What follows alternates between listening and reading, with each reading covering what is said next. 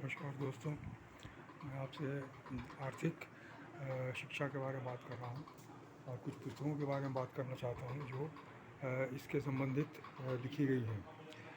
जैसे rich dad poor dad हमने बताया, इसमें वित्त पैसे के बारे में बिल्कुल बुनियादी शिक्षा है कि पैसे को हम कैसे यूज़ कर सकते हैं, पैसे कैसे कमा सकते हैं और कैसे यूज़ कर सकते हैं।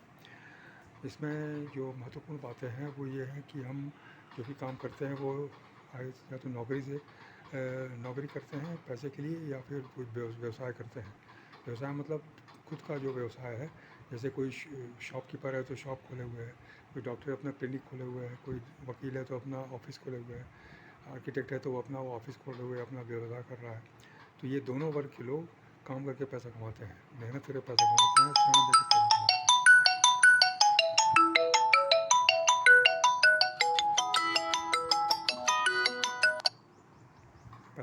पैसा दे कर पैसा कमाते हैं। तो इसलिए उनका जो आमदनी है वो टेम्पररी है, अस्थायी है और सक्रिय है और आनुपातिक है। मतलब वो जितना काम करेंगे उतना पैसा मिलेगा, जब तक काम करेंगे पैसा मिलेगा, और जब तक काम करेंगे तो पैसा मिलेगा।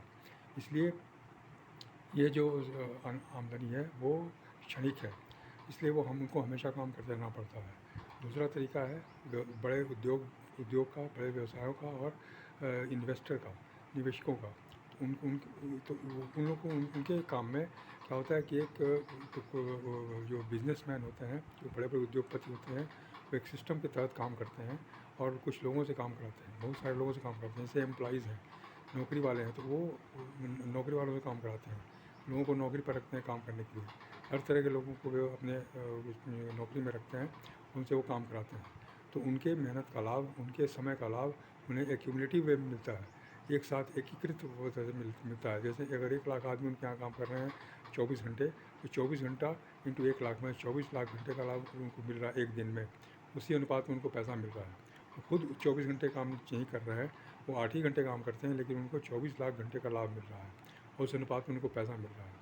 तो ये मतलब मल्टीप्लाइड इनकम है, ये लीवरेज्ड इनकम इसको बोलते हैं। ये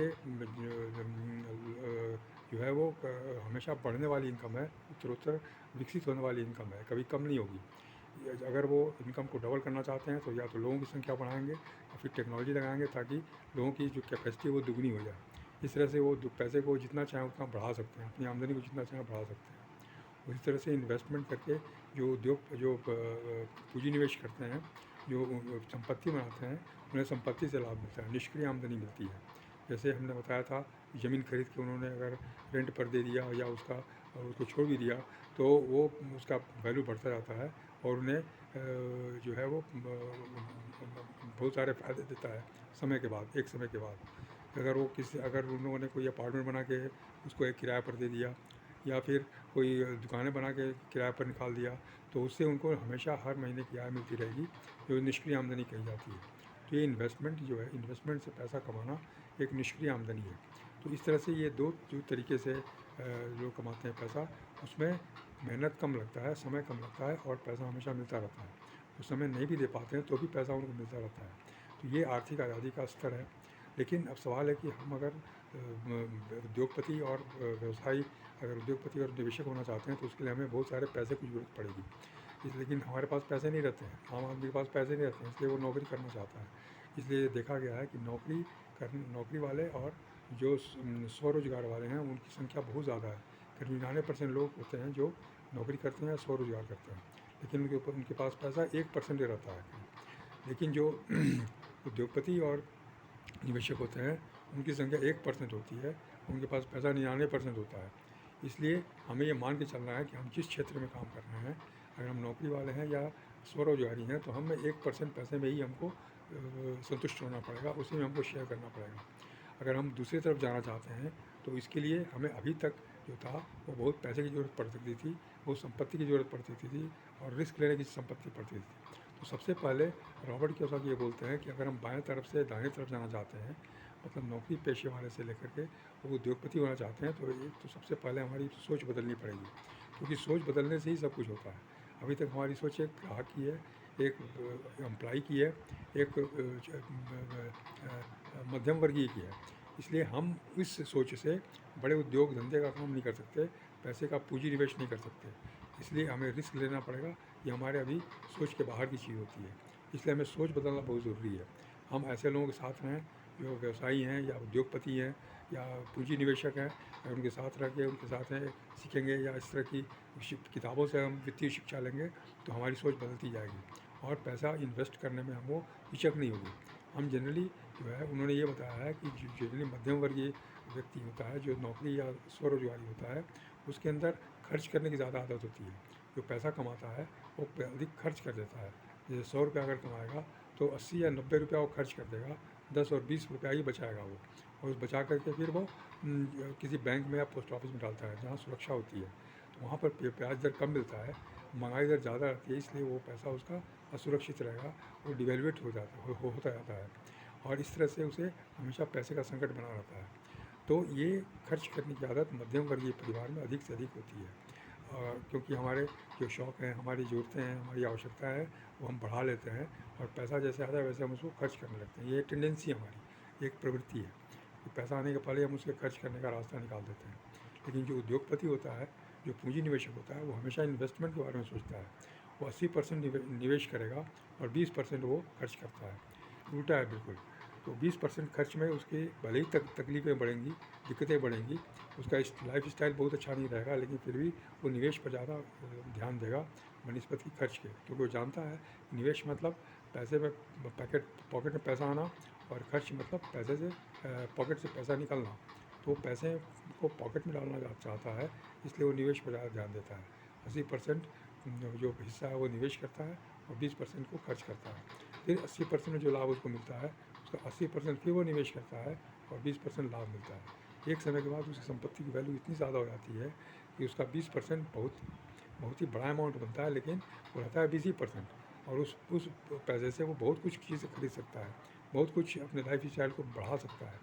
लेकिन उसका जो खर्च का प्रतिशत है वो 20% ही रहता है। 80% उसकी संपत्ति का वैल्यूएशन होता है, उसका इन्वेस्टमेंट का पार्ट होता है। तो ये ध्यान देना बहुत आवश्यक है, ये सोच बदलनी हमको आवश्यक है। दूसरा उन्होंने बताया कि जो हम जो भी खर्च करते हैं, जो भी हम पैसा लगाते हैं, हमको ये सोचना है कि मार्केट में लगाना हमको ज़रूरी है कि नहीं, सामान खरीदना ज़रूरी है कि नहीं। अगर नहीं ज़रूरी है तो उसको हम खर्च न करें, क्योंकि पैसा कमाना एक बात है और पैसे को खर्च कर देना दूसरी बात है। पैसा एक बार खर्च हो गया तो फिर वापस नहीं मिलेगा, वापस फिर नहीं आएगा। अगर हम कहीं इन्वेस्ट करेंगे तो भले ही वो कम पैसा मिले, लेकिन कुछ पैसा वो लाएगा। इसलिए हमेशा हमको इन्वेस्टमेंट पर ध्यान देना है, निवेश पर खर्च पर कम ध्यान देना है। ये एक आदत उन्होंने बदलने की ज़रूरत समझी।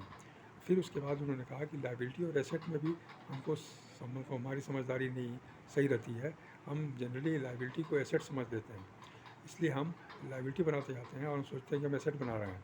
जैसे उन्होंने उदाहरण दिया कि घर हम बनाने के लिए अगर घर बनाते हैं तो आमतौर पर हम ये सोचते हैं कि हमारी संपत्ति है, ये रहने की व्यवस्था है, हमारी ये संपत्ति है, धन दौलत है, इसलिए हम घर बनाते हैं, पैसा लगा देते हैं। लेकिन वो संपत्ति नहीं रहती, वो एक लायबिलिटी हो जाती है, वो एक खर्च का ज़रिया हो जाता है।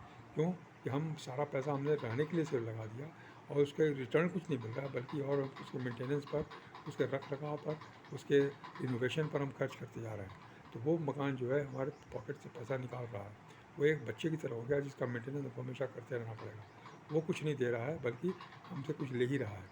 उस तरह से गाड़ी, अगर हमने कार खरीद ली, हमारी आवश्यकता नहीं भी है, फिर हमने गाड़ी खरीद ली सिर्फ एक सोशल स्टेटस के लिए, तो वो भी हमारे लिए एक खर्च का साधन बन जाता है, वो भी हमारे लिए एक लायबिलिटी बन जाती है। तो ये हमारी सोच में होना चाहिए कि हम क्या चीज़ खरीदें, क्या चीज़ नहीं खरीदें और उसका कैसे उपयोग करें। अगर हमने मकान खरीदा, अगर उसको एक हिस्सा किराए पर दे दिया तो वहाँ से कुछ पैसे आने लगते हैं, तो वो एक एसेट हो जाता है। लेकिन अगर हम सिर्फ रहने के लिए मकान बना रहे हैं तो एक लायबिलिटी है। उसी तरह से अगर गाड़ी अगर सिर्फ चलाने के लिए हम कर रहे हैं तो हम चाहें या नहीं चलाएं, लेकिन वो लायबिलिटी बनी रहेगी, उस पर खर्च हमें करता रहना पड़ेगा। अगर हम उसे किराए पर कहीं लगा दें, कहीं पर उसे कमर्शियल यूज़ करें, तो फिर वो गाड़ी जो है हमारे लिए एसेट का काम करती है, एक संपत्ति का काम करती है। इस तरह से ये एसेट और लायबिलिटी की समझ हमको होनी चाहिए कि हम क्या चीज़ खरीद रहे हैं। ऐशो आराम की चीज़ें हम खरीदते हैं, वो सब खर्च है, उसमें एक खर्च नहीं बल्कि कई खर्चे बढ़ जाते हैं उसमें। जैसे हम अगर एयर कंडीशनर लगाते हैं अपने घर में, तो उससे सिर्फ एयर कंडीशनर खर्चा नहीं बढ़ता है, बल्कि पानी का खर्चा, बिजली का खर्चा भी बढ़ जाता है, उसका मेंटेनेंस का खर्चा भी बढ़ जाता है। अगर हम मोबाइल खरीदते हैं तो ये सिर्फ एक मोबाइल के सेट का खर्चा नहीं बढ़ता, बल्कि उसके सर्विसिंग और उसके पूरे मेंटेनेंस, चार्जिंग का खर्चा और ये सारे फी का खर्चा बढ़ जाता है। इस तरह से हम जितने भी मोबाइल्स या गाड़ियाँ रखते हैं तो हमारे खर्च का कॉलम बढ़ता रहता है। आमदनी का कॉलम हमारा फिक्स रहता है, संपत्ति का कॉलम नील रहता है और खर्चे का कॉलम बढ़ता रहता है। इसलिए हम हमेशा आर्थिक संकट में रहते हैं। ये बहुत सोचने समझने की बात है, ये बुद्धि वाली चीज़ है जो कि हमको सोचना चाहिए। लेकिन हम चूँकि शहरी वातावरण में रह रहे हैं, औद्योगिकरण में रहते हैं, इसलिए हम सोशल स्टेटस बनाने के चक्कर में, लोगों को अपना एक स्तर दिखाने के चक्कर में हम पैसे खर्च करते रहते हैं। इसके बारे में और आपसे बातें करूँगा जो व्यवहारिक रूप से संगत है, और इसके बारे में और जानकारी दूँगा मैं। नमस्कार, धन्यवाद।